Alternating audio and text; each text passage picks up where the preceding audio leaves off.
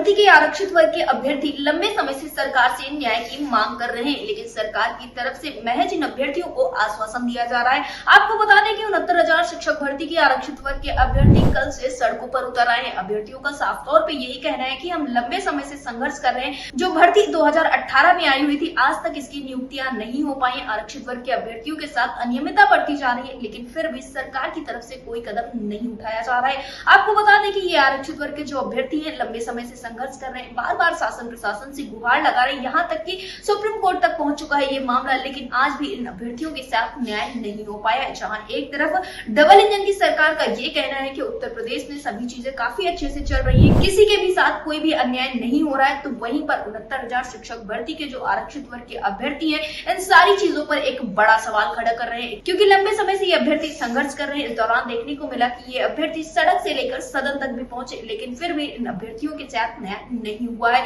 लखनऊ के eco garden में तमाम दिनों से प्रदर्शन चल रहा है। इसके पहले भी लगभग 640 दिनों तक प्रदर्शन चला और दोबारा से ये प्रदर्शन 26 जनवरी से ही शुरू कर दिया गया था, लेकिन फिर भी सरकार की आंखें नम न हुई। आपको बता दें, अभ्यर्थियों का साफ तौर पर यही कहना है कि शासन प्रशासन उनके साथ जल्द से जल्द न्याय करे, ताकि उनकी भी नियुक्तियां हो सके और ये विद्यालय जाकर पठन पाठन का कार्य करवा सके। जब कल इन अभ्यर्थियों ने शिक्षा मंत्री संदीप सिंह के आवास का घेराव किया, तो उसके बाद देखने को मिला कि पीएससी बल के द्वारा इन्हें इको गार्डन में भेज दिया गया और आज दूसरे दिन इन अभ्यर्थियों ने डिप्टी सीएम केशव प्रसाद मौर्य के आवास का घेराव किया, क्योंकि केशव प्रसाद मौर्य इस वक्त पर दौरे पे थे और इस दौरान पीएस को ज्ञापन पत्र सौंपा गया है और उनके द्वारा आश्वासन दिया गया है कि बहुत जल्द ही इन अभ्यर्थियों की समस्याओं का हल हो जाएगा, क्योंकि इन अभ्यर्थियों ने अब ये ठाना है कि अपने वर्ग के जो भी नेता अधिकारी मंत्री हैं और जो बड़े बड़े मंचों से ये बात कहते हुए नजर आते हैं कि वे इन अभ्यर्थियों के साथ खड़े हुए उनके आवासों पर जाएंगे, उनका घेराव करेंगे, उनसे न्याय की मांग करेंगे। लेकिन देखना ये होगा कि क्या इन अभ्यर्थियों की मांगों को पूरा किया जाएगा, क्योंकि ये सिलसिला लंबे समय से चला आ रहा है। इसके पहले भी देखने को मिला था कि तमाम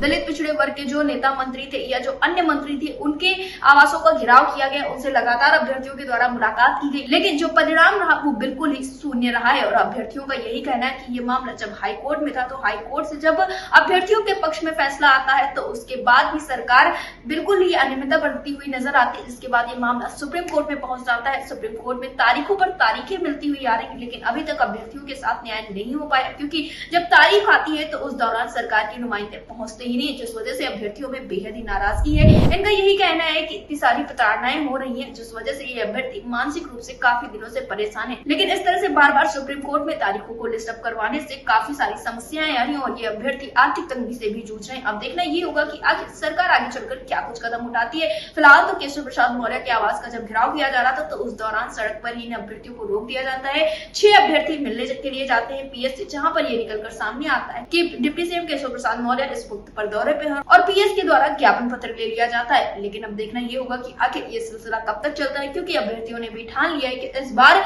सरकार को इनकी समस्याओं का हल करना ही पड़ेगा, क्योंकि ये अभ्यर्थी तब तक लड़ते रहेंगे जब तक इन्हें जीत हासिल नहीं हो जाती। और फिर आगे चलकर 2027 का चुनाव है, तो अभ्यर्थियों का ये भी कहना है कि सरकार के पास ये अच्छा मौका है। अगर सरकार ने समय रहते हमारी समस्याओं का हल नहीं किया, तो 2024 के लोकसभा में एक सिर्फ छोटा सा झटका मिला था सरकार को, लेकिन 2027 के चुनाव में पूरा उलटफेर देखने को मिल सकता है। फिलहाल अभ्यर्थी लंबे समय से न्याय की मांग कर रहे हैं, कोर्ट में तारीखें दी जा रही, तो वहीं दूसरी तरफ सरकार की तरफ से आश्वासन दिए जा रहे हैं, जिस वजह से इन अभ्यर्थियों में बेहद ही नाराजगी व्याप्त है। एक तरफ आरक्षित वर्ग के अभ्यर्थियों ने अब ये बात भी ठान ली है कि हर हाल में वो न्याय लेकर रहेंगे, हर हाल में अपनी जीत को हासिल करके रहेंगे। अब देखना ये होगा कि आखिर सरकार क्या कुछ करने वाली है, क्योंकि अभ्यर्थी एक बार फिर से एक्शन मोड में आ चुके हैं, सड़कों पर उतर चुके हैं और अब सरकार को इनकी समस्याओं का हल करना ही पड़ेगा।